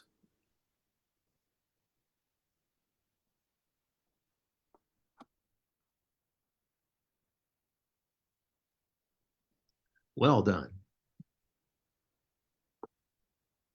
That's all I got. Everybody wants to unmute themselves, say a few words. Please do. Powerful as always, Greg. Yep, absolutely. Great reading. Delightful to have heard you, Julian. Michael, wow. Thanks, man. Particularly for a first reading. Thank you. Yes, thank you. I'd like to say something about Greg's reading. It takes a long time to absorb your poetry. It doesn't happen like just in one reading because it's so dense. So if there's a way that it could be in written form or put on on a way that it's a video or something, so it can be seen over and over again. Your poetry is very dense. Your It poetry is. is absolutely incredible, but it's really difficult to get it all in one reading. That's my thought. Yes, that's true. And if I may tell you, I did mention this. I have actually taken this entire poetry collection, and it is an audiobook now that will be released within the next couple of days. And I perform music behind it. You can also get the copy on an ebook and do it that way. You know, I thought about sharing. A couple of you shared the poems, and that I found is actually helpful. And you could have actually seen the structure of Undertow, because the way I wrote it, there were three crests, then there's two undertow pulling back, then there's a roiling of various images that I had used in previously, and then three more crests, and then two undertows, two pulling back, and then roiling again, and then the final verse. And if I had shared that with you visually, you might have seen that as well. But yes, I like poetry that you read over and over. In fact, Linette, your second poem, um, I would love to just read that over and over and over and just get associations to it. It was just wonderful. It's like, what is it about? I don't know, but all the images in there were so intriguing, and your play with language, it was just it's something I could read over and over. Thank you, Margaret. I appreciate your comment. Yes, and the same with Gregory and with Michael. All of the images that occurred in that poetry, the two of them, besides you, Greg, and besides Mike, that it takes time. It takes time to absorb everything. And so if we had the opportunity to like listen over and over again, read over and over again, I think it would be absolutely incredible for the poetic world. Cue the Mike Jurkovic PSA about Cap's new, wait, which way should I be pointing? The YouTube channel. You'll be very happy to hear this, Margaret. We're at least started on the road. Yeah, I mean, at the moment, tonight's reading is on Facebook. Probably by the weekend, I'll have it up on the YouTube channel. But at the moment, it's up on Facebook. So if you want to try and reread it again, I mean, re-listen, please do. Yep. That's the best we can do at the moment. The nice thing about the YouTube platform is we can start to build it behind the scenes once we get these things up. In other words, we'd start to enter links to the exact timestamp and as a link to when each named reader on open mic, like tonight, etc., feature and open mics, can be jumped to in terms of linking. So you can go from one name to another. So that's something that takes time and effort, but at least we've got it up and we can backfill that. Could you explain that a little bit more? Are you saying that the written poem or the audio? No, it's just the audio of anyone who read. Yeah, anyone that can now be read again on Facebook and will eventually be able to be read on YouTube. Yeah, it'll be audio. It won't be able to be read, but it'll be audio. And be heard. You can hear it again. You can hear the whole evening again, or when we circle back and put in the jump to links, they're called, to each time-stamped start of each reader, and it'll be identified by a name, so it's John, Jane, Bob, Sue, whatever. Well, I have another little piece of the question. I don't know how that impacts submissions to places. I don't know what the audience. That's an excellent question. Let me sort of parenthetically say that on the callingallpoets.net, website of ours. There is a way, if you just become a member and get a password, membership is very inexpensive. Uh-huh.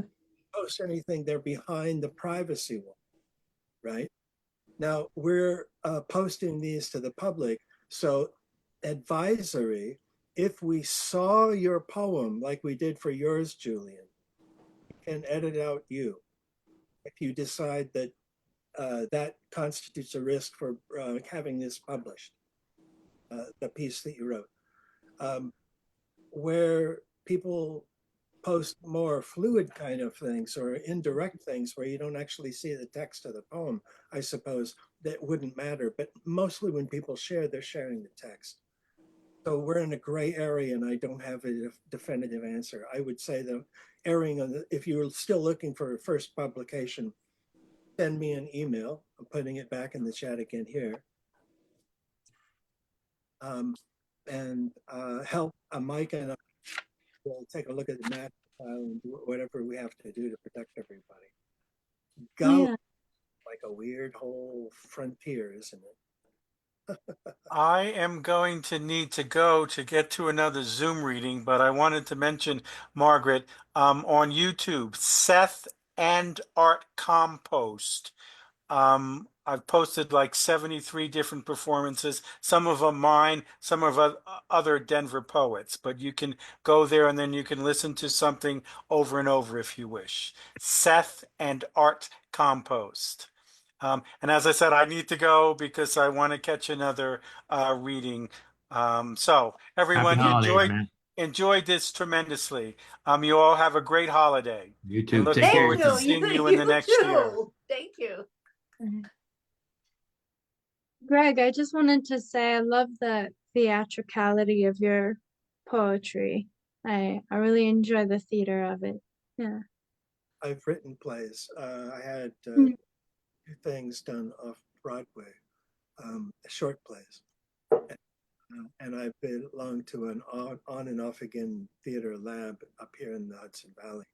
I can tell. I guess so. Yeah. Okay. Well, good night, everybody. Good Thanks. night, everyone. Happy holidays. Merry Christmas. Okay. Thank you all for joining. We'll be back on January 3rd with Roger Aplon, Bob Heeman, and Deacon, and also on January 16th with LG. So if you can join us, please do.